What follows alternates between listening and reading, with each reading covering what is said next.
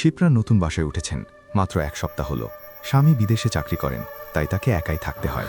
বাসাটি সুন্দর, বড় বারান্দা, চারপাশে গাছপালা। কিন্তু একটা ব্যাপার খেয়াল করেছেন, রাতে অদ্ভুত শব্দ হয়। প্রথম দিন ভেবেছিলেন পাশের বাসার শব্দ হবে, কিন্তু পরের রাতেই শুনলেন কার যেন কাঁপা কাঁপা শ্বাসের শব্দ। দরজার নিচ দিয়ে যেন ধোঁয়ার মতো কিছু বেরোচ্ছেন। ভয় পেলেও কিছু বলেননি। তৃতীয় রাতে ভয়ঙ্কর এক ঘটনা ঘটল। রাত তখন প্রায় 2টা।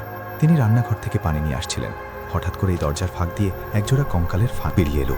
বাতাসে একটানা শীতল ফিসফিস আওয়াজ, এ বাড়ি আমার, চলে যাও। শিপ্রা আতঙ্কে চিৎকার দিয়ে দরজার দিকে ছুটলেন, কিন্তু দরজা তো ভেতর থেকেই বন্ধ। তিনি অনুভব করলেন ঘরের বাতাস ভারী হয়ে আসছে, যেন কারো উপস্থিতি রয়েছে। আলমারির কোণ থেকে কালো ধোঁয়ার মতো একটা ছায়ামূর্তি ধীরে ধীরে স্পষ্ট হতে লাগলো। সে হাত বাড়িয়ে শিপ্রার দিকে এগিয়ে আসছে। শিপ্রা তৎক্ষণাৎ দোয়া পড়তে শুরু করলেন, আয়াতুল কুরসি। তৎক্ষণাৎ ছায়ামূর্তিটা কেঁপে উঠল, বিকট চিৎকার করে মিলিয়ে গেল। দরজাও আপনা আপনি খুলে গেল। পরদিন ভোরেই শিপ্রা বাসা ছেড়ে চলে গেলেন।